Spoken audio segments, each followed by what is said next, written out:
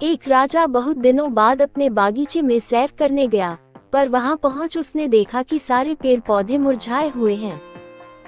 राजा बहुत चिंतित हुआ। उसने इसकी वजह जानने की सभी पेड़ पौधों से एक एक करके सवाल पूछने लगा।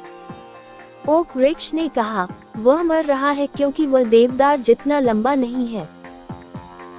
राजा ने देवदार की ओर देखा तो उसके भी कंधे झुके हुए थे क्योंकि वह अंगूर लता की भांति फल पैदा नहीं कर सकता था। अंगूर लता इसलिए मरी जा रही थी कि वह गुलाब की तरह खिल नहीं पाती थी। राजा थोड़ा आगे गया तो उसे एक पेड़ नजर आया जो निश्चिंत था, खिला हुआ था और ताजगी में नहाया हुआ था।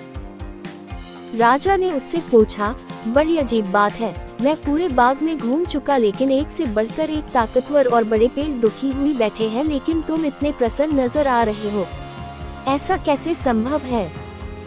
पेड़ बोला, महाराज, बाकी पेड़ अपनी विशेषता देखने की बजाय स्वयं की दूसरों से तुलना कर दुखी हैं, जबकि मैंने यह मान लिया है कि जब आपने मुझे रोपित कराया होगा तो आप यही चाहते थे कि मैं अपने गुणों से इस बागीचे को सुंदर बनाऊं।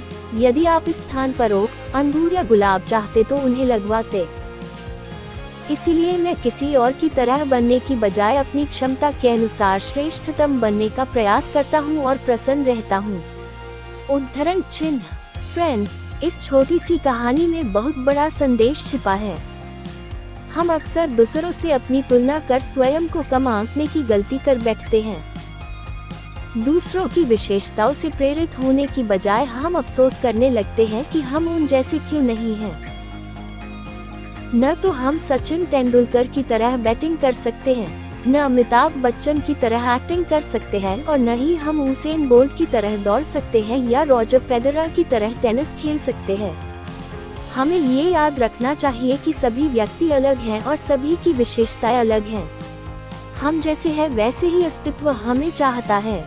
हम सभी में कुछ ऐसी क्वालिटीज हैं जो अन्य लोगों में नहीं है। जरूरत है तो सिर्फ उसे पहचानने की और उस क्वालिटी को और विकसित कर अपने क्षेत्र में सफलता प्राप्त करने की।